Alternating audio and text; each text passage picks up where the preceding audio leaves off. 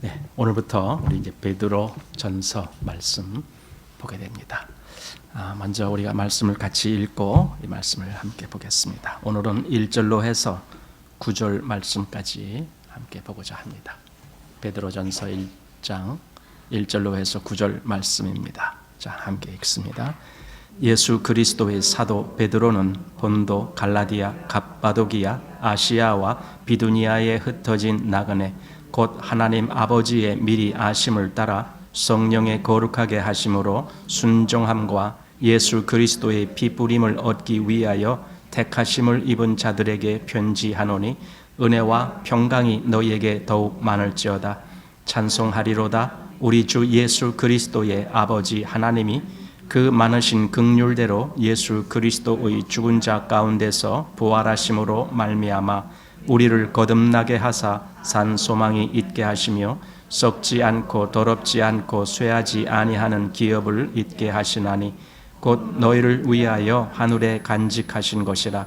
너희가 말세에 나타나기로 예비하신 구원을 얻기 위하여 믿음으로 말미암아 하나님의 능력으로 보호하심을 입었나니 그러므로 너희가 이제 여러 가지 시험을 인하여 잠깐 근심하게 되지 않을 수 없었으나 오히려 크게 기뻐하도다. 너희 믿음의 시련이 불로 연단하여도 없어질 금보다 더 귀하여 예수 그리스도에 나타나실 때에 칭찬과 영광과 존귀를 얻게 하려 함이라. 예수를 너희가 보지 못하였으나 사랑하는도다. 이제도 보지 못하나 믿고 말할 수 없는 영광스러운 즐거움으로 기뻐하니 믿음이 결국 곧 영혼의 구원을 받음이라. 아멘.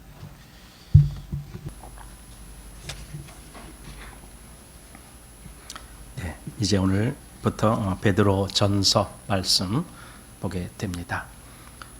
성경은 이제 여러 가지 분류하는 그런 방법들이 있는데 예를 들어 신약 성경에 와서 사복음서가 있잖아요. 그 사복음서 중에 마테마가 누가 이 세 복음서를 공관복음이다라고 그렇게 말합니다. 공관복음이라는 말은 그 말하는 관점이 이제 비슷하다, 같은 관점에서 보고 기록한 것이다. 그래서 왜 공관복음이다라고 말하고 요한복음을 제껴놨느냐 하면 요한복음은 다른 차원에서 보았기 때문에 그렇습니다. 그래서 마테마가 누가를 공관복음, 그리고 요한복음은 따로. 그렇지만은 이 넷을 사복음서. 그다음에 이제 사도행전은 이제 성령님께서 복음을 어떻게 이 세상에 증거하시는가 하는 그 복음의 역사에 실제적으로 성령께서 역사하시는 그것이 사도행전입니다. 그래서 오순절이라는 것이 나오고 오순절에 성령이 그때의 사도들에게 임하는 그런 역사가 있어서 사도들이 이제 성령의 능력으로 복음을 전하는, 그리고 더욱 특별히 그 후에 사도 바울이 또 택함을 입어서 그 일을 하는, 그래서 사도 바울은 이방인에게로 또 베드로는 유대인을 중심으로 이렇게 역사하는 그런 것이 있습니다. 그리고 이제 그 다음 로마서부터 시작해서 유다서까지가 서신서라고 하는 겁니다. 이제 그 서신서도 분류가 많습니다. 대개 이제 사도 바울의 서신서가 있고, 그 다음에 사도 바울이 아닌 서신서들이 이제 우리가 지금 보는 야고보서, 물론 그 앞에 히브리서는 누가 기록했는지가 정확하게 구별되지가 않고 있고, 그 다음에 이제 야고보, 그 다음에 베드로서, 또 요한 1, 2, 3서, 그 다음에 유다서, 이런 말씀들을 공동서신 이렇게 말합니다. 이것이 사도 바울의 서신서와 조금 구별되는 것은 사도 바울은 특정한 교회를 향해서 그 서신서를 기록합니다. 예를 들어 로마서 하면 로마에 있는 그리스도인들, 고린도 전서 하면 고린도에 있는 성도들, 뭐 갈라디아서 하면 갈라디아에 있는 성도들. 그런데 이제 야고보도 우리가 지난번에 보았지만은 오히려 흩어져 있는 12지파에게 이렇게, 그 흩어져 있는 12지파가 어디에 있는지는 모르겠지만 어쨌든 흩어진 그들, 또 지금 베드로서도 보면은 어느 특정한 한 교회가 아니고 여러 그 지역, 여기 보니까 본도, 갈라디아, 갑바도기아, 아시아, 비두니아 이런 여러 지역에 있고, 그래서 어떤 특정한 지역이 아닌 그 상당히 그 넓은 그런 사람들에게, 그런 그리스도인들에게 보낸 서신이기 때문에 공동 서신이다. 그러니까 여러 지역에 있는 이 그리스도인들이 돌아가면서 보게 돼 있는 거죠. 그런 의미에서 지금 우리에게도 그대로 우리도 그 공동 서신의 수신자다, 이렇게 말할 수도 있는 서신이 공동 서신입니다. 자, 그래서 이제 베드로 전서를 보게 되는데, 여기 이제 베드로 전서의 수신자들을 여기 1절에 이렇게 말씀해 주고 있습니다. 본도, 갈라디아, 갑바도기아, 아시아, 비두냐, 이런 5지역이 나오는 여기가 전부 소아시아 지역 내에 있는 지역들입니다. 지금으로 보면은 터키 지역이 되겠습니다. 지금도 터키 지역에 보면은 갑바도기아라는 데가 있습니다. 거기 주로 그 뭡니까? 그 열기구를 타고 이렇게 쭉 여행하는 그런 상품을 내는 곳이 이제 갑바도기아 그쪽 지역이더라고요. 그래서 여기 갑바도기아 나오는데, 어쨌든 이 지역이 지금은 터키입니다. 그 당시에 이제 소아시아라고 하는 지역에서 이렇게 좀 북쪽으로 있는 그 지역을 차지하는 곳들이 여기 나오는 본도라고 하는 지역은 거의 제일 북쪽에 있는 지역. 이렇게 갈라디아는 여러분들이 잘 아시는 그 갈라디아 교회가 있었던 바로 그런 지역. 여기가 어쨌든 전부. 근데 여기 또 아시아라고 하는 데도 나오지만은 이 아시아는 또 그 소아시아라고 하는 지역 중에서 또 더 작은 영역의 진짜 아시아, 뭐 이제 이렇게 아마 하는 것 같아요. 여기도 지금 우리가 고양시라고 하는 지역이잖아요. 고양시라고 하지만은 저쪽 어디입니까? 저 의정부 가는 쪽에 조금 가다 보면은 고양동이라는 데가 또 있어요. 거기가 진짜 고양이에요, 원래가. 그렇지만 이제 이 전체를 고양시 이렇게 넓게 이제 하고 있는 것처럼 여기 아시아나 그것이 이제 소아시아 지역의 한 부분 이렇게 되어 있습니다. 바로 그들에게 편지하는 겁니다. 근데 그들에게 여기 보니까 흩어진 나그네, 곧 하나님 아버지의 미리 아심을 따라 성령의 거룩하게 하심으로 순종함과 예수 그리스도의 피뿌림을 얻기 위하여 택하심을 입은 자들에게 편지하노니. 그러니까 그쪽 지역에 있는 그리스도인들을 두고 하는 말입니다. 그런데 흩어진 나그네라고 했습니다. 물론 이제 그쪽 지역은 사실은 이방인들의 지역입니다. 이 아시아 북쪽 지역인데 여기는 유대가 아니기 때문에 이방인들이 다수를 차지하는 곳입니다. 그렇지만은 이제 유대인들도 흩어진 그 예루살렘의 핍박이 많기 때문에 거기서 흩어져서 나온 그런 유대인들도 섞여 있는 그런 지역들입니다. 그래서 이방인과 유대인들을 다 포함한 그런 지역입니다. 하지만 분명히 그들 다 그리스도인이다라고 그렇게 보게 됩니다. 이 서신을 기록하게 된 목적이 있습니다.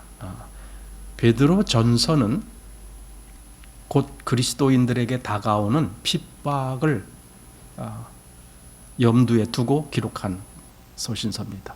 핍박, 그 시련, 어떤 연단, 시험, 이런 여러 말로 여기 나오는데 그리스도인들에게 다가오는 핍박. 베드로 후서는 그 이단자들 또는 어떤 거짓된 교사들, 이런 사람들에 대한 그런 염려로 기록한 것이 베드로 후서입니다. 그러니까 베드로 전서와 베드로 후서는 약간 그 주제가 다릅니다. 그럼 베드로 전서에서 다가올 환란을 염두에 두고 기록됐다 그러는데, 이때 베드로가 기록한 장소가 로마입니다. 이 뒤에 5장에 가보면은 거기 바벨론이라고 호칭한 바벨론에 있는 교회들이 이렇게 너희를 문안하고 어쩌고 이렇게 나옵니다.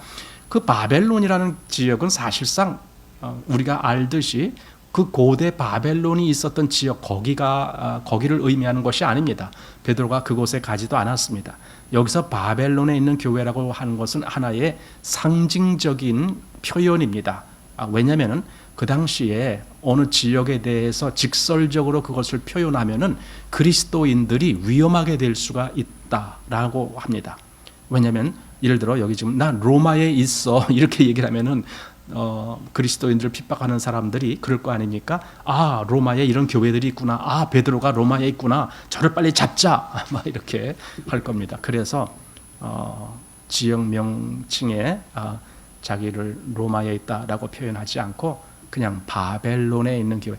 그 바벨론이라는 것은 사실은 완전히 타락한 도시를 상징적으로 보여주는 것 아닙니까? 그래서 바벨론에 있는 교회를 그 당시에 로마가 그랬다라는 거죠. 그래서 로마에서 기록을 합니다.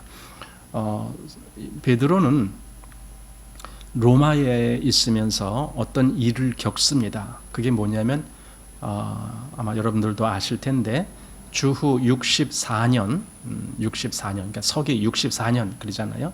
그 주후 64년 7월 19일에 로마에서 아주 큰 화재가 발생합니다. 그 시가지를 대부분 태우는 그런 화재가 발생합니다. 그래서 많은 사람들이 희생당하고 또 많은 재산 이런 것들이 다 불에 타서 없어지고 그런 일이 있습니다. 이제 그런 일로 인해서 시민들의 원성이 대단히 막 이렇게 높아질 그때입니다. 그때 로마를 지배했던 황제가 네로 황제입니다. 네로는 사실 지금 보면은 약간 정신적인 이상을 갖고 있는 사람이다라고 생각할 수가 있어요. 왜냐면은 자기가 볼 때에 지금 로마시가 자연적으로 이렇게 사람들이 그 로마에 몰려와서 살다 보니까 집들이 막 뒤죽박죽 자기 마음대로 짓고 막 이러니까 그게 보기 싫은 거예요. 그래서 아주 로마시를 자기 뭔가 머릿속에 구상한 것처럼 아주 착착 이렇게 길도 착착착 되고 이렇게 뭔가 아주 반듯하게 만들고 싶은 거예요. 그런데 여기에 있는 많은 집들이 지금 이미 있으니 이걸 다 어떻게 처리하냐고요. 처리할 방법이 없잖아요. 그래서 불을 질렀다는 거예요. 물론 정확한지는 모르겠지만 어떤 이야기들이 그런 이야기들이 나옵니다. 그래서 네로가 자기가 로마 시내를 불질러 놓고 그리고는 처음에는 아주 그냥 불질러 놓고 막 기분이 좋아서 왜냐하면 저것이 싹 타서 없어져야 이제 새로 로마를 자기가 딱 계획대로 짓겠다 이제 그런 생각을 갖고 있으니 얼마나 기분 좋겠어 그 사람이요. 그런데 나중에 이제 시간이 지나면서 점차 백성들이 네로한테 대한 불만이 막 이렇게 고조되고 있는 그런 상황으로 옵니다. 이 네로가 이제 자기 신변에 위협을 느끼기 시작할 때가 오는 겁니다.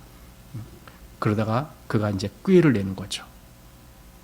이 화재는 그리스도인들이 저지른 것이다. 이렇게 거짓 소문을 퍼뜨리게 합니다. 그래서 백성들이 그리스도인들에 대한 그 미움이 아주 극에 달하는 그래서 로마에서 많은 그리스도인들이 잡혀서 희생을 당하고 막 이런 일이 벌어지기 시작합니다. 여기 지금 베드로가 몇몇 지역 5지역을 열거한 이 소아시아 지역은 그래도 로마에서 이만큼 떨어져 있기 때문에 여기까지 금방 그 핍박이 오지는 않았습니다. 로마가 먼저 거기에 있던 많은 그리스도인들이 핍박을 당하고 그 다음에 아마 점점 더 이렇게 세력이 커져가는 것 같았습니다. 그래서 베드로는 여기 지금 이 소아시아에 있는 이 그리스도인들을 염려하고 또 그들에게 이 환란이 여기 지금 로마에서 벌어진 이 일로 인해서 여기 소아시아 지역까지도 그 일이 있겠다라는 걸 생각하면서 성도들한테 뭔가 좀 이러한 환란을 당할 때에도 그들이 어떻게 견뎌나가야 되는지 이런 부분에 대해서 말을 해주고 싶은 거예요. 그런 의도에서 베드로 전서가 기록됐다라는 겁니다. 한마디로 환란을 물론 지금도 환란을 당하고 있지만 더 큰 환란이 그들에게 닥쳐오고 있는 그 시점에서 과연 그리스도인들은 어떻게 그것을 버텨나갈 수 있을까라는 거죠. 이제 그런 의도를 여기에 보여주고 있습니다. 그래서 기록 연대가 아까 그 로마가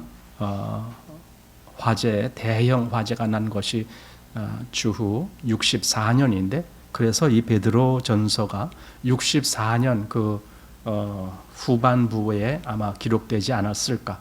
또 어떤 사람들은 아마 65년 초에 그때 기록됐을 수도 있다 이렇게 말하는 사람도 있습니다. 그리고 아까 말씀했듯이 기록 장소는 로마. 베드로가 로마에 가 있었어요. 그 영화에 보면은 코바디스라는 영화가 있잖아요. 아주 긴 영화인데 옛날에는 지금과 같은 이런 컴퓨터 그래픽이나 뭐 이런 것도 없었는데도 어떻게 그렇게 영화들을 아주 웅장하고 멋있게 잘 만들었는지, 그 쿠오바디스라는 영화에 보면은 베드로가 바로 로마에 나타나는 대목이 나옵니다. 그 로마의 콜로세움이라고 있잖아요. 원형 경기장. 거기서 그리스도인들이 그 경기장에 막 이렇게 끌려와 갖고는 거기서 어떤 사자들에게 물어 죽임을 당하는 그런 일을 겪을 때, 그때 많은 그 로마 시민들은 그 경기장 주변에 거기 관중석에 앉아서 그걸 좋다라고 소리 지르고 하는 그런 모습. 그때 이제 베드로가 바로 거기 로마에 왔다. 이제 영화상에서는 그렇게 나타나요. 근데 그게 거짓이 아니라 실제로 베드로가 로마에 있었다. 바로 이 베드로 전서를 기록할 때에도 로마에 있었다라는 겁니다. 그래서 이 환란의 때, 그리고 이제 더 큰 환란이 다가오고 있는 이때에 믿음을 우리가 지킬 수 있는 근거 또는 그 바탕이 뭐냐? 바로 이거죠. 사실 어떤 사람들은 환란이 다가오면은 믿음을 저버리는 사람들이 있죠. 당연히 있습니다. 그러나 그것은 가치가 없는 거죠. 진짜 환란 속에서도 믿음을 지키는 근거가 뭐냐 했을 때에 그 근거는 하나님이 우리에게 주신 이 은혜의 복음이다 라는 걸 말해줍니다. 이 은혜의 복음, 그 복음 속에 예수 그리스도의 십자가가 나오는 거죠. 그러니까 이 말씀을 합니다. 그래서 베드로 전설 보면은 우리가 예를 들어 무슨 다른 서신서들을 로마서라든가 또는 복음서라든가 그런 걸 다시 보는 것 같은 느낌이 들어요. 왜냐하면은 예수 그리스도의 어떠하심에 대해서 또 말씀을 해주고 있으니까. 그래서 베드로는 정말 우리를 이 환란에서 지켜줄 수 있는 근거는 주님이 우리에게 주신 이 복음, 바로 그 바탕 위에 세워진 믿음뿐이다라는 거죠. 그래서 하나님의 은혜의 복음에 대한 이 확실한 믿음, 그것을 말해주는 것이 베드로 전서입니다.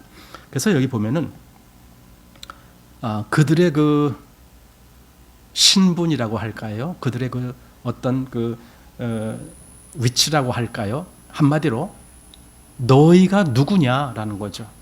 그리스도인들에게 너희가 누구냐 했을 때에 그리스도인 아니냐, 그리스도인 아니냐, 즉 하나님의 아들의 죽으심으로 말미암아 그 핏값으로 말미암아 우리가 구원함을 받은 하나님의 백성들 아니냐. 이게 하나님의 백성, 즉 그리스도인에 대한 어떻게 보면은 그 실체라고 말할 수 있는 이 하나님이 우리를 구원하셨다라고 하는 이 구속 신앙, 그것을 여기 베드로가 말하고 있고, 또 두 번째는 그리스도께서 죽으실 뿐 아니라 다시 살아나셨다. 그런데 너희도 다시 사신 그 믿음을 너희도 그대로 받은 것이다 해서 이 부활 신앙을 말씀하고 있고, 세 번째로 이제 그 주님이, 부활하신 주님이 지금 기다리고 계시는데 이제 때가 점차 가까이 왔고 어쩌면은 곧 주님이 우리에게 다시 오실 것이다.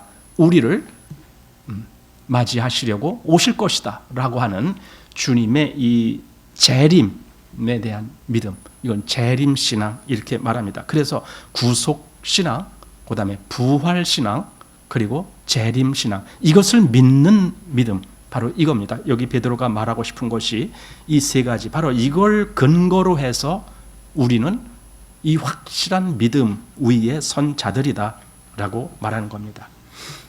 그래서 우리에게는 새 소망이 있다.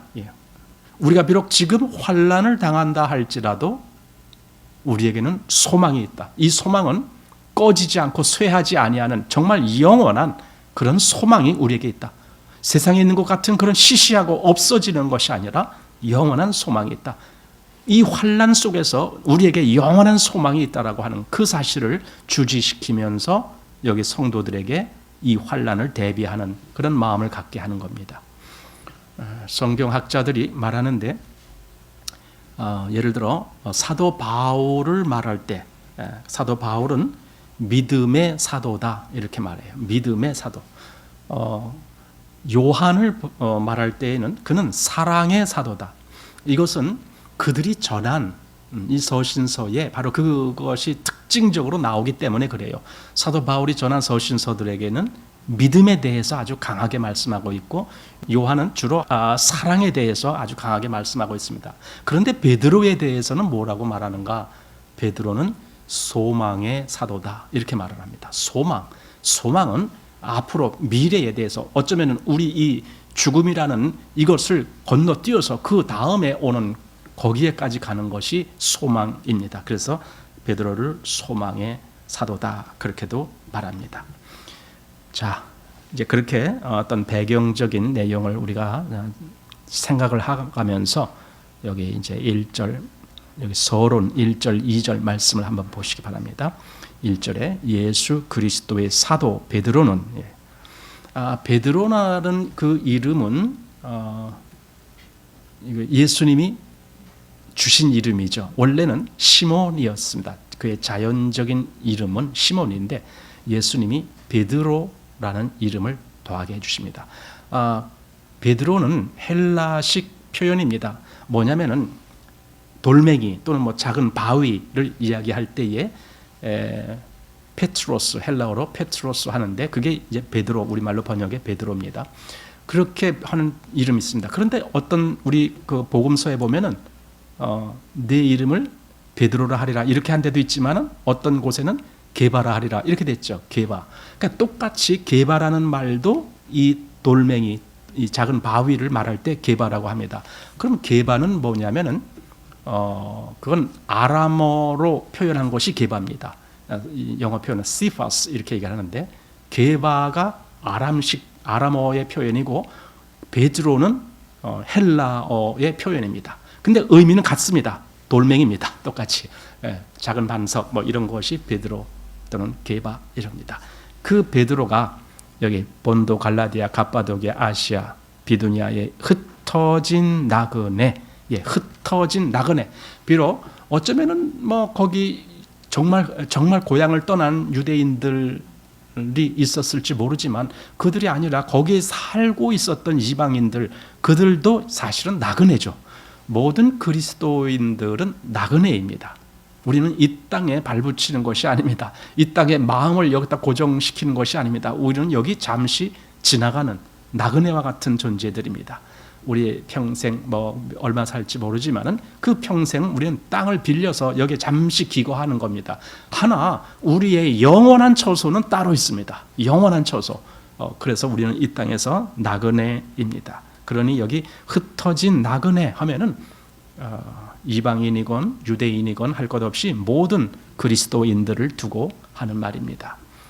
흩어진 나그네, 곧 하나님 아버지. 그러니까 그 흩어진 나그네가 어떤 사람들이냐 했을 때, 하나님 아버지의 미리 아심을 따라 성령의 거룩하게 하심으로, 이렇게 이제 시작합니다.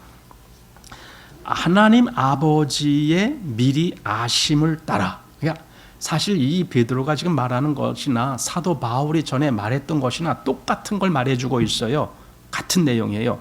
그렇다면은 이것이 그냥 예를 들어 어떤 한 사람만 그런 말을 했다라면 그 사람만 특별히 더 좀 지나친 면이 있다 이렇게 말할 수 있지만, 그게 아니라 사도 바울도 똑같은 말을 했고 베드로 사도도 똑같은 말을 했다라면은 그것이 정말 하나님으로부터 온 참된 진리다 이렇게 우리가 생각할 수가 있는 겁니다. 하나님 아버지의 미리 아심을 따라 했는데, 우리가 잘 알듯이 에베소서 1장 4절에 그랬죠. 창세전에 그리스도 안에서 우리를 택하사. 여기는 베드로는 미리 아심에 미리라는 개념이 나왔지만은 사도 바울은 창세전에 그리스도 안에서 우리를 택하셨다. 또 로마서 8장 29절 말씀에 보면은 하나님의 미리 아신 자들로 그 아들의 형상을 본받게 하기 위하여 미리 정하셨으니, 이런 말이 있습니다. 여기는 분명히 미리 아신 자들로 이렇게 되어 있습니다. 그러니까 여기 지금 베드로 사도나 사도 바울이나 같은 어떤 영역을 말씀하고 있는 겁니다.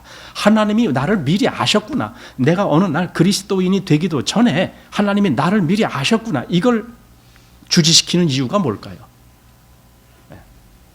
뭐 때문에 그런 말씀을 하실까요? 하나님이 아시는 것은 우리가 아는 영역하고는 다른 거예요. 그죠? 우리는 우리가 보고 듣고 느끼고 아는 요 영역만 아는 거지만 하나님은 우리가 인식하지도 못한 그 전의 일 다 아시고 계시고 또 우리가 죽은 다음에 그 후의 일도 다 아시는 분이 하나님이신 거거든요.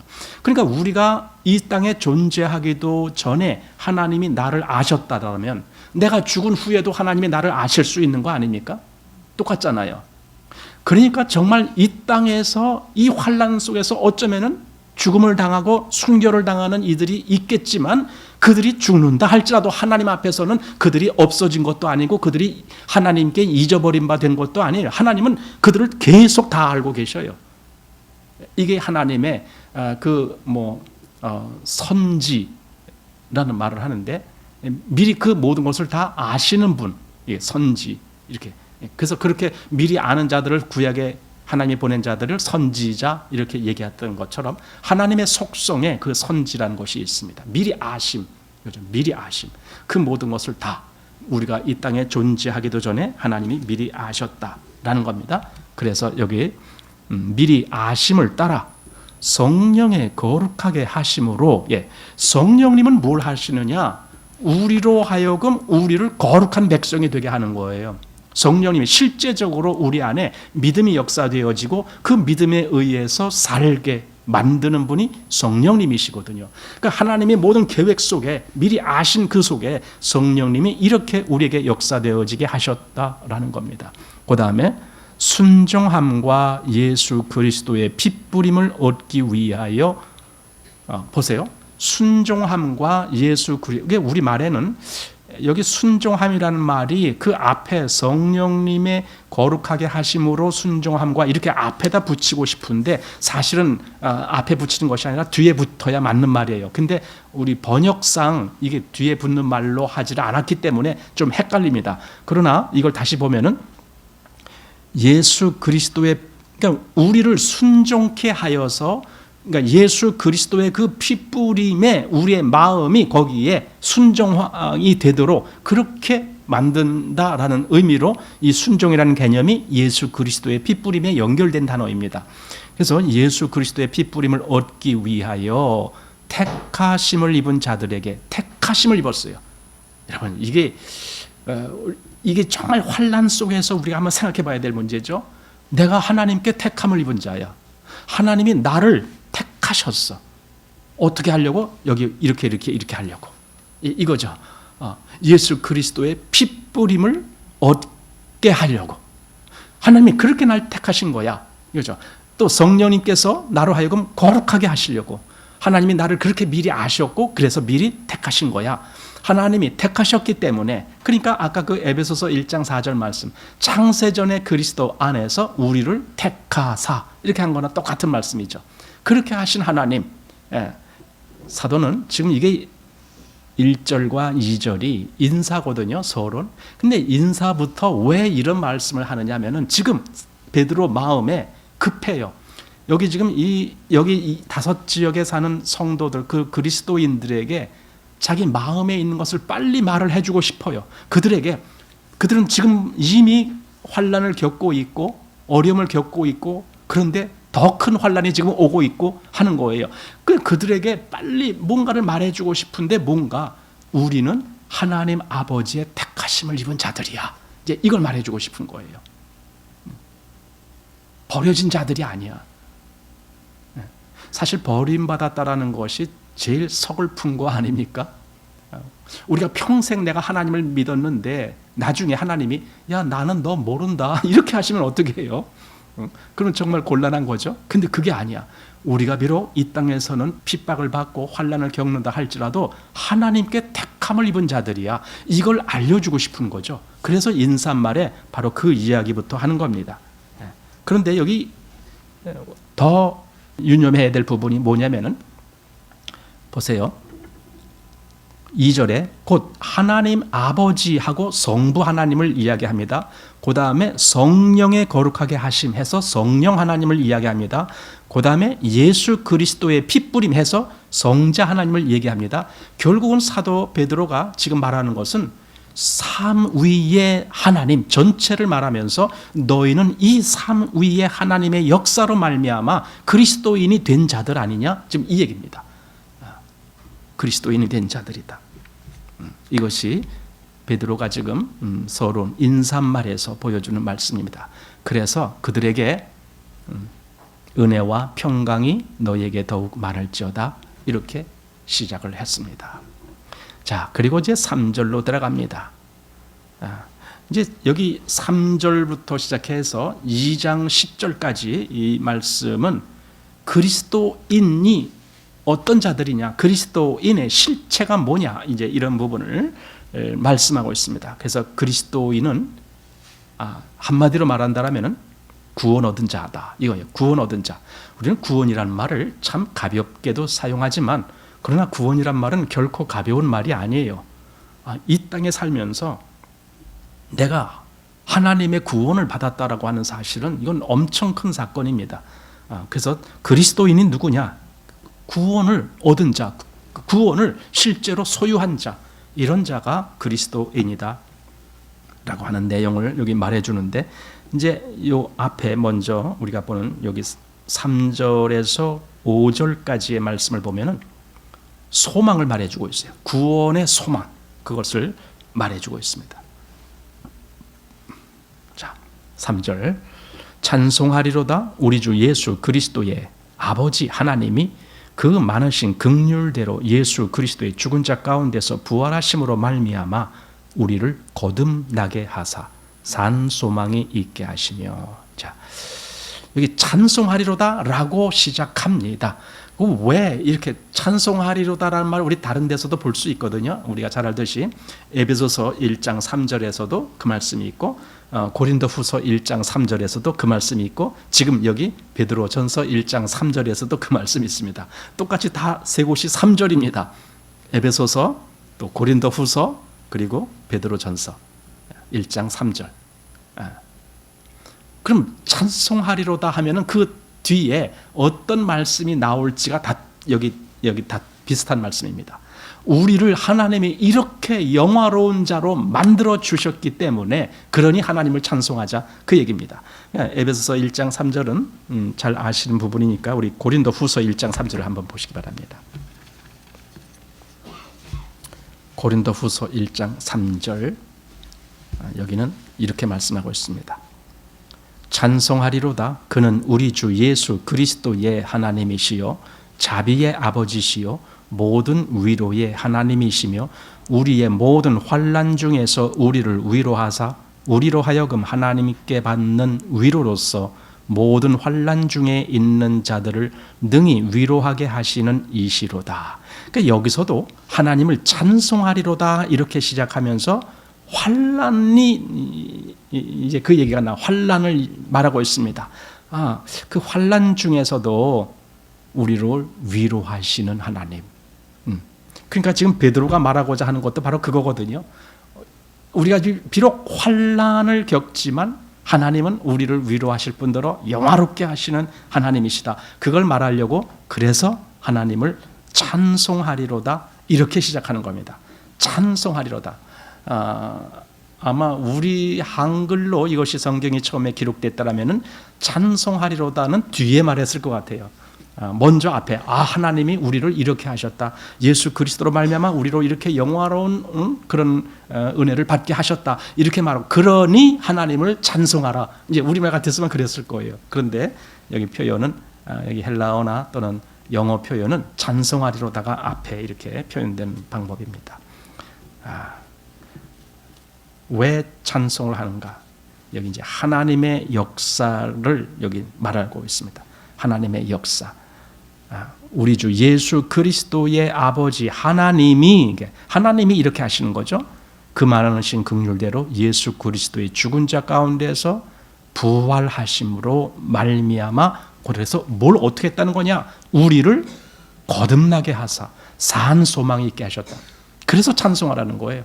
예수 그리스도가 부활한 거, 왜 하나님이 그를 부활하게 하셨을까? 우리에게 산 소망이 있게 하시려고, 우리로 또 거듭나게 하시려고, 이렇게 하려고 예수 그리스도가 죽은 자 가운데서 부활하게 하셨다. 이것이 하나님이 하신 역사다, 그겁니다. 그러니까 그리스도를 죽은 자 가운데서 부활하게 하신 결과가 우리가 거듭나고 산 소망이 있게 하셨다라는 겁니다. 그래서 또 계속 4절로도 이어집니다. 그 결과에 대해서 썩지 않고 더럽지 않고 쇠하지 아니하는 기업을 잊게 하시나니 곧 너희를 위하여 하늘에 간직하신 것이라. 기업을 잊는다. 우리가 예를 들어 그런 거 있죠. 기업이 나에게는 하나도 없어. 그러면 참 우리는 힘들어요. 만약에 내가 갖고 있는 것이 없다면 난 거지가 되는 거예요. 그 유명한 소설 같은데 그 뭡니까? 뭐 소공녀, 뭐 소공자 그런 거 있잖아요. 거기 보면은 그 꼬마였을 때 결국은 그 부모가 다 돌아가시고 이제 그런 그러니까 하루 아침에 얘가 거지가 되는 거예요. 그 뭡니까 고아원 같은데 거기서 이제 다른 애들과 같이 막 이렇게 거기는 아주 귀족 자제들만 대개 오는 그런 곳이죠. 그러니까 많은 비용을 대고, 그러니까 그 원래 집에 좀 부자인 그런 귀족 집안이기 때문에 충분히 그런 걸 뒷받침하는데 어느 날 하루 아침에 부모가 다 죽었다는 거예요.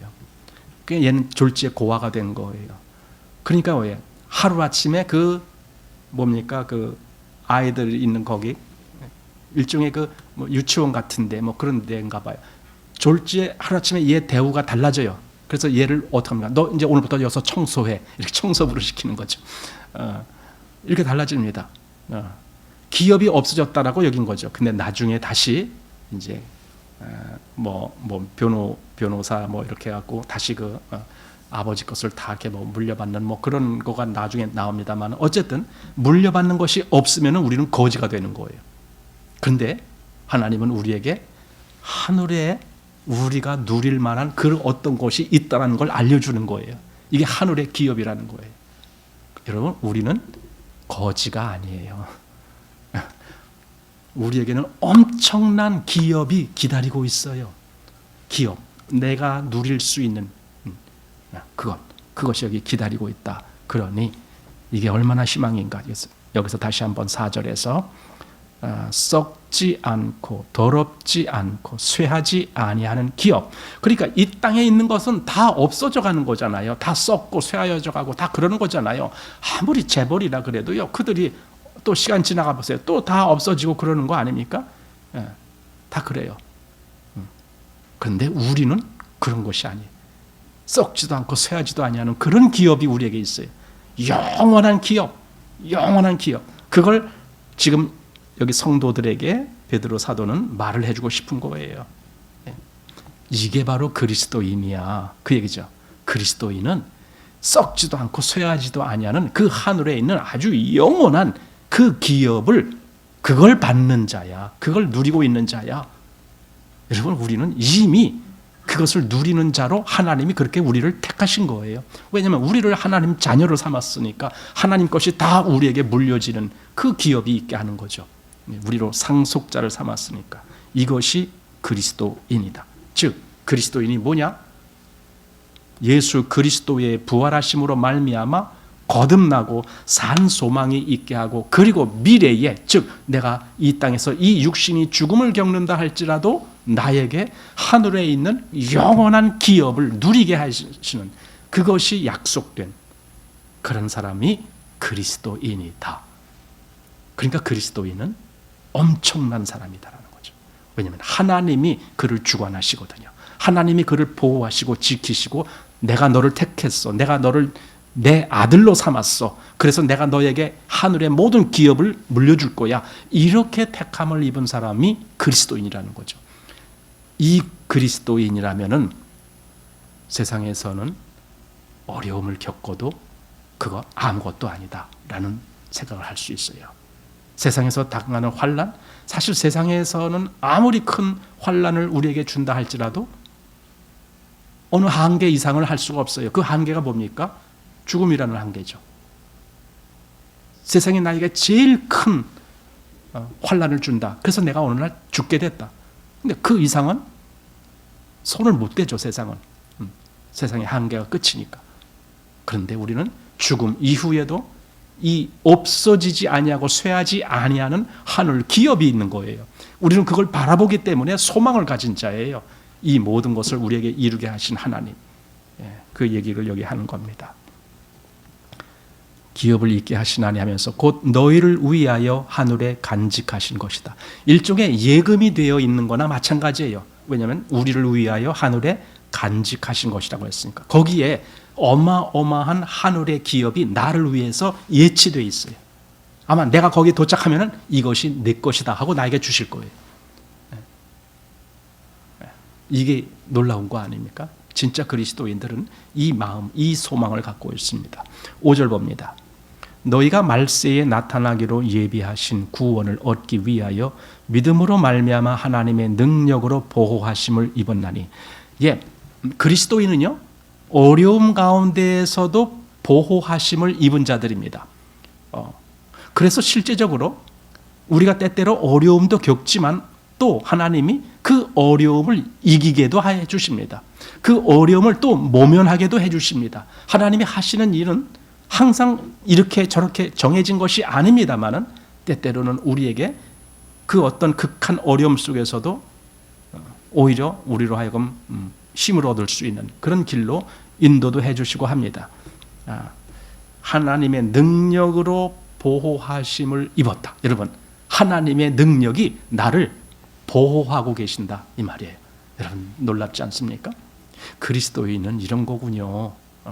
그러니까 그리스도인이 된 우리도 그 분량을 다 몰라요. 하나님이 나를 어느 정도로 생각하고 계시는지를 내가 잘 몰라요. 사실은 우리는 그런 거 있잖아요. 어린아이가 있으면요, 그 어린아이가 자라면서 부모가 이 아이를 위해서 무엇을 준비해 놨는지 모르잖아요. 그냥 재미만 있으면 되는 거고 그렇잖아요. 그러나 부모는 그 아이를 위해서 다 계획을 하고 있는 거예요. 저 아이가 어떻게 자라면은 어떻게 내가 후원해 줄 거고 어떻게 거고 다 이걸 다 계획하는 것이 부모거든요. 그러나 나는 아직 그걸 잘 모를 수가 있어요. 그런데 여기 성경에는 그걸 지금 이렇게 말씀하고 있습니다. 하나님의 능력으로 보호하심을 받고 있다라는 겁니다. 로마서 8장 34절 말씀에 보면은 예수 그리스도가 하나님 우편에 계신 자다라고 말씀하는데, 근데 하나님 우편에서 뭘 하는데 했을 때 우리를 위하여 간구하신다라는 거예요. 우리를 위하여.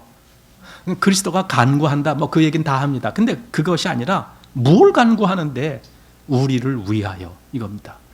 우리를 위한다는 것은 현재 우리의 삶, 나중에 다시 어떻게 될 것 그것을 지금부터 간구하신다가 아니라 지금 매일매일의 삶, 그것을 주님이 보시고 주님이 또 나를 위해서 간구하신다. 그래서 나를 또 하나님 아버지께서 적절하게 보호하시는 그 일이 있게 하기 위해서 그렇게 하신다라는 겁니다.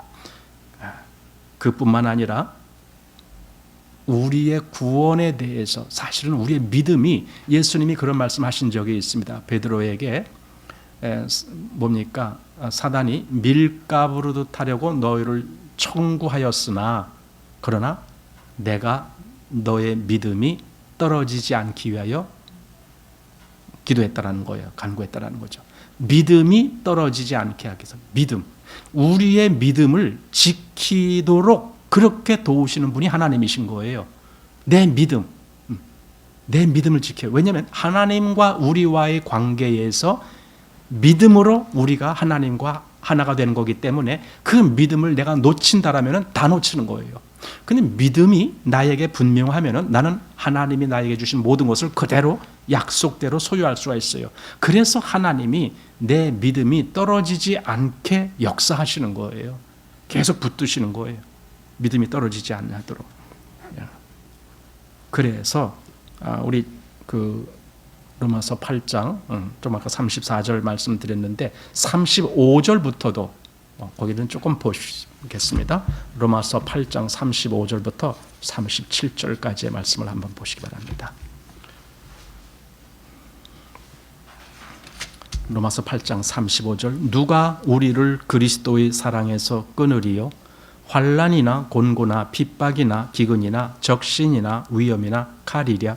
기록된 바 우리가 종일 주를 위하여 죽임을 당케 되며 도살할 양같이 여김을 받았나이다 함과 같으니라. 그리고 37절 잘 보세요. 그러나 이 모든 일에 우리를 사랑하시는 이로 말미암아 우리가 넉넉히 이기느니라. 우리를 사랑하시는 이가 있기 때문에 그 우리를 사랑하시는 이가 우리를 지키시는 거죠. 그래서 우리가 그리스도의 사랑에서 끊어지지 않도록, 그 믿음에서 떨어져 나가지 않도록 그렇게 지키신다 그 말이죠. 그러니 여기 베드로 사도가 한 말이 우리의 구원, 그 구원이 얼마나 확실한가라는 겁니다. 그래서 아까 3절에서 말한 대로 찬송하리로다 이 말이 나온 겁니다. 이건 우리가 정말 찬송해야 돼. 날마다 찬송해도 부족해. 왜? 하나님이 우리에게 베푸신 그 역사가 얼마나 큰 역사인데 그걸 알면 우리는 날마다 찬송을 안 할 수가 없을 거야. 그러니 찬송하리로다 이렇게 시작된 겁니다. 자, 이제 6절부터 9절까지는 이 구원의 기쁨에 대해서, 이 구원이 얼마나 큰 기쁨인지 이제 그것을 말해주고 있습니다. 6절 보십시오. 그러므로 너희가 이제 여러 가지 시험을 인하여 잠깐 근심하게 되지 않을 수 없었으나 오히려 크게 기뻐하도다. 예? 여기 참 이상한 말씀 같아요. 여러 가지 시험을 만났는데 그게 처음에는 잠깐 근심한 것처럼 그렇게 우리가 됐는데 그러나 결국은 크게 기뻐했다라고 나오는 거예요. 아니, 시험이 왔다는 것은 여기 시험이라는 개념은 아주 그 힘든 난관, 어려움, 뭐 이런 거, 환난 이런 걸 여기 시험이라는 말로 또 한 거예요. 그것이 왔을 때 처음에는 우리가 그걸 염려했지만 그러나 궁극적으로 우리는 오히려 반대가 된다. 큰 기쁨을 얻는다. 이거예요. 이러면 시험이 왔을 때는 오히려 큰 기쁨을 얻는다. 도대체 뭐가 그렇게 기뻐할 수가 있는 말인가 이거죠. 예. 여기서 이제 시험이라는 단어는 보통 우리가 다른 데서는 시험이라는 단어를 쓸 때에 또 다른 의미로 쓰일 수도 있습니다. 그게 뭐냐면은 우리 내면에서 오는, 우리 마음에서 오는 여러 가지 나를 이렇게 좀 넘어뜨리고자 하는 그런 뭐 잘못된 생각이라든가 뭐 이런 그런 것도 다 시험이라고 할 수 있는데 여기서는 그런 게 전혀 아닙니다. 여기서는 그 시험이라는 단어 자체가 외부로부터 나에게 오는 시험을 말하고 있습니다. 외적으로 나에게 당하게 하는 시험, 그런 시험을 만났을 때 오히려 기뻐한다라는 거죠. 우리 야고보서를 봤을 때도 그 얘기가 똑같이 있었거든요. 야고보서 1장 2절 말씀이 바로 그 얘기예요. 내 형제들아 너희가 여러 가지 시험을 만나거든 온전히 기쁘게 여기라 그랬잖아요. 시험을 만났는데 기뻐하라는 거예요. 지금 베드로 사도도 똑같이 그 얘기를 한 거예요. 시험을 만났을 때 오히려 크게 기뻐하도다 이렇게 말합니다. 왜 그러느냐? 이 시험은 사실은 시험이라는 것은요 뭔가를 더 정확하게 구별하게 하는 하나의 분기점이 됩니다. 이게 무슨 말이냐면은 예를 들어 여기 어떤 금 원석이 있어요. 그 땅에서 이제 금을 캐잖아요. 그럼 원석이 되는 거예요. 이 원석에 한 이만한 덩어리가 있습니다. 그럼 이걸 쓸 수가 없어요. 왜냐하면 여기에는 금도 있지만 다른 돌멩이, 성분들, 흙, 다 섞여 있는 게 원석 아닙니까? 그럼 여기서 순수한 금을 빼내야 되는 거죠. 그래야 쓸 수가 있는 거죠. 그럼 빼내려면 어떻게 해요? 그 뜨거운 용광로에 집어넣어야 되는 거죠.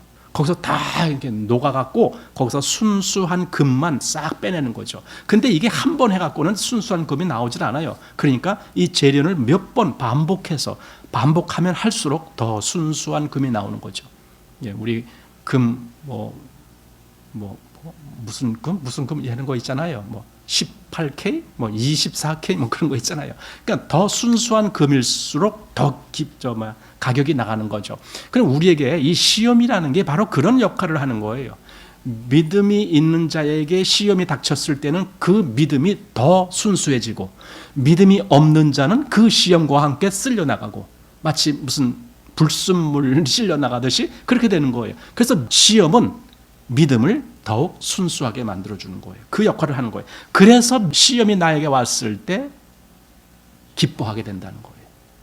우리를 정말 그 순수한 믿음으로 나타나질 수 있게 한 것이기 때문에 시험이 없으면은요, 내가 진짜 이 순수한 믿음을 갖고 있는지 아닌지가 불확실한 거예요.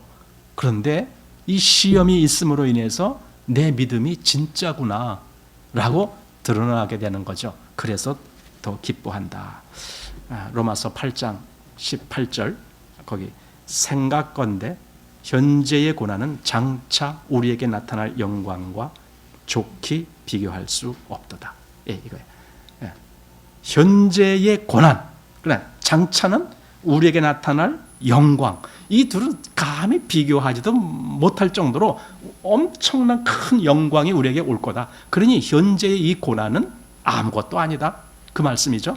또 고린도후서 4장 17절 여기는 우리의 잠시 받는 환난에 경한 것이 지극히 크고 영원한 영광의 중한 것을 우리에게 이루게 하매니, 이게 잠시 받는 환난에 경한 것, 그러니까 정말 믿음에 있는 사람들은 그 어떤 환난이 와도 그건 뭐 별것 아니야, 경한 거야, 이렇게만 여기는 거예요. 왜냐하면은 그 후에 온 영원한 영광의 어떤 중한 것이 거기 따라오기 때문에, 그 뒤에 환난의 그 너머에. 그래서 이 영원한 영광을 바라보는 사람은 현재에 내게 닥쳐온 어떤 환난, 그런데 그 환난은 잠시만 있는 환난이죠. 그것에 대해서 오히려 기뻐한다. 예, 오히려 기뻐한다. 그게 여기 6절입니다. 잠깐 근심하게 되지 않을 수 없었으나 오히려 크게 기뻐하도다. 너희 믿음의 시련이 불로 연단하여도 없어질 금보다 더 귀하여 예수 그리스도에 나타나실 때에 칭찬과 영광과 존귀를 얻게 하려 함이라.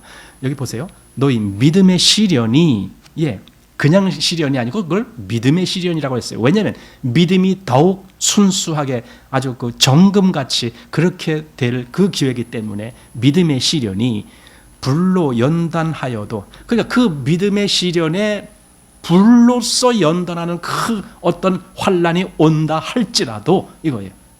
전혀 문제가 안 된다. 그래서 여기 오히려 세상에서 그 없어져가는 금, 세상에서는 금을 귀하게 여기지만은 그거 결국은 다 없어질 것인데, 그런 것보다는 오히려 이 믿음이, 시련을 겪는 이 믿음이 더 순수하고 더 귀하여, 그래서 어떻게 되느냐, 예수 그리스도에 나타나실 때에 칭찬과 영광과 존귀를 얻게 한다.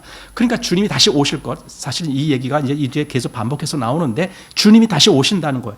예수님께서 다시 나타나실 그때에, 즉 그분이 재림하실 그때에 우리가 이 믿음을 갖고 이 순수한 믿음을 지키고 있었을 때, 그때 우리에게 임할 칭찬, 영광, 존귀, 그것이 있다는 거예요. 이건 없어지지 않은 거예요. 여기 뭐 세상에서 뭐 금 이런 거 다 결국은 금이고 뭐고 다 그런 건 다 없어지는 거예요. 왜냐하면 그건 하나님 나라에 갈 수가 없기 때문에. 그런데 우리에게는 칭찬과 영광과 존귀를 얻을 수 있게 그렇게 해준다. 이것이 우리가 지금 시련 속에서, 어떤 시험 속에서도 그리스도인들이 갖는 마음입니다. 8절 보십시오. 예수를 너희가 보지 못하였으나 사랑하는도다. 이제도 보지 못하나 믿고 말할 수 없는 영광스러운 즐거움으로 기뻐하니. 예, 그들이 예수를 보지 못했습니다. 이것은 주로 이제 이방인들이 그랬죠. 그 소아시아 지역에 있는 그들은 예수님 못 봤습니다. 보지도 못했어요. 그런데도 그들은 예수님을 믿고 있어요. 믿고 있어요. 그리고 말할 수 없는 영광스러운 즐거움으로 기뻐하니. 아니, 보지도 못했는데도 그들은 이렇게 기뻐하고 있습니다. 한마디로 그들은 예수님을 사랑하기 때문에 예수님 생각만 해도 기쁜 거예요. 사랑하는 사람을 생각하는 것은 기쁜 거예요. 보지도 못했지만. 아마 베드로 사도가 특별히 그랬을 겁니다. 요한복음 21장에 보면은 예수님이, 부활하신 예수님 베드로 만나서 내가 이 사람들보다 나를 더 사랑하느냐 하고 그 사랑에 대한 질문을 하신 대목이 나왔잖아요. 나를 더 사랑하느냐. 그래서 여기 이 성도들에게 베드로가 아마 미리 평소에도 그 주님의 사랑에 대해서 많이 말씀했을 것이고, 그로 인해서 우리가 또한 그를 사랑하는 그것에 대해서도 많이 말씀했을 거다라는 생각이 듭니다. 그래서 예수님을 사랑하기 때문에 아까 이 앞에서 3절에서 그를 향한 소망이 있게 되는 거고, 또 7절에서 그를 믿는 믿음이 있게 되는 겁니다. 사랑, 사랑하는도다. 그래서 사랑하고 기뻐하는 거죠. 9절입니다. 믿음의 결국 곧 영혼의 구원을 받음이라. 믿음은 결과가 없는 것이 아니라 결과가 있는 거예요. 영혼의 구원. 여기 영혼이란 말은 사실 우리말로 표현하기가 좀 난해하기 때문에 이렇게 표현한 걸로 봅니다. 이 영혼이라는 개념은 때때로 이제 우리 성경에는 표현이 안 됐지만은 우리의 혼을 말할 때 영혼 이렇게 번역된 곳이 많습니다. 하지만 여기서는 그게 아닙니다. 여기서는 우리 혼을 상징하는 의미에서 영혼이라고 한 것이 아니라 우리의 인격 전체를 상징하는 의미로 영혼이다 이렇게 말씀했습니다. 한마디로 우리의 삶 전체가 구원받는다. 우리의 삶도 하나님 앞에서 가치 있는 것이 되는 거예요. 그냥 버려지는 것이 아닙니다. 우리가 이 땅에서 살 때에 그게 버려지는 것이 아닙니다. 그리스도인으로서의 삶은 하나님 앞에서 가치 있게 보여지는 겁니다.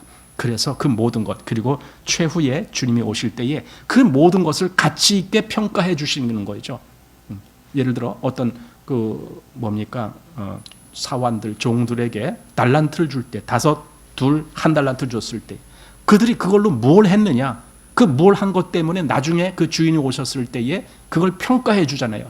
잘했다, 충성된 종아, 이렇게 평가를 해 주시는 것처럼 그리스도인의 이 땅에서의 삶은 버려지는 것이 아니에요. 그게 그대로 다 주님 앞에 가치가 있는 것으로 보여지는 겁니다. 그리고 최후에는 그 모든 것으로 인해서 이제 온전한 구원으로 나타나게 되는 거죠. 그날을 우리가 계속 기다리는 거죠.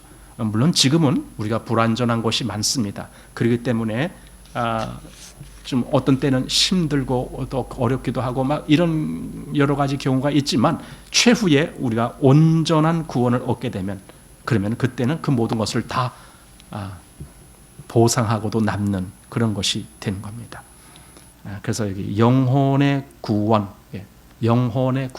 온전한 구원, 우리의 영과 또 우리의 육, 우리의 몸, 이게 다 영혼, 육이 다 주님 앞에 합당하게 되는 것. 이것을 어디입니까? 데살로니가 전서 거기 나오죠.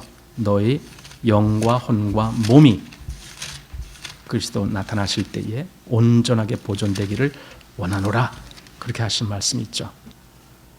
여기 데살로니가 전서 5장 23절 말씀 거기 나옵니다.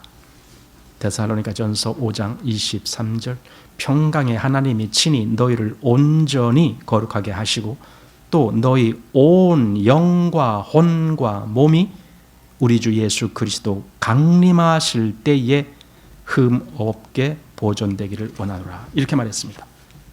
베드로 사도가 지금 말씀한 내용이 바로 그겁니다. 9절에 믿음의 결국 곧 영혼의 구원을 받음이라. 이것이 있습니다. 이것이 그리스도인입니다. 여러분, 그리스도인은요, 이 땅에서의 삶도 거저 버려지지 않습니다. 하나님이 그 모든 것을 다 기억하고 계실 것이고, 어떻게 내가 이 땅에서 살았는지, 내가 얼마나 큰 환난을 겪었으면은 그것에 대해서도 보상해 주실 거고, 그것에 대해서도 하나님이 다 아실 것입니다. 아니, 아벨이 가인한테 피 흘림을 당해서 맞아서 죽었잖아요. 근데 하나님은 그 피가 땅에서 내게 호소한다 그랬잖아요. 그러니까 하나님 다 아시는 거예요. 그렇다면 우리가 주님을 위해서 어떻게 살았는지에 대해서 하나님은 다 보시고 계시고, 나중에 그것으로 인해서 우리에게 또 상급이 주어질 것이고 하늘의 영원한 기업을 누리게 될 겁니다. 그러니 다시 원점으로 돌아가서 이제 큰 환난을 겪을 수밖에 없지만, 그러나 그 모든 것으로 말미암아 하나님이 오히려 우리를 기억하고 우리를 더 순수한 믿음 가운데 드러나기를 원하고, 우리가 겪는 그 모든 일로 하나님이 다 계산하고 계시는 거죠. 그래서 우리에게 하늘의 그 영원한 기업이 어떻게 주어질 것인가를 아마 하나님은 그것을 다 계획하고 계실 거다라는 생각이 듭니다. 그러니 결론은 뭡니까? 그 큰 환난이 온다 할지라도 그리스도인들이여 걱정하지 마십시오. 그것에 대해서 미리 겁먹고 주저하거나 그러지 마십시오. 오히려 그리스도인의 삶을 담대히, 그 믿음의 삶을 담대히 사십시오. 왜? 하나님이 그 모든 것을 다 기억하고 계실 것이니까 그 얘기입니다. 자, 오늘 9절까지 해서 마치겠습니다.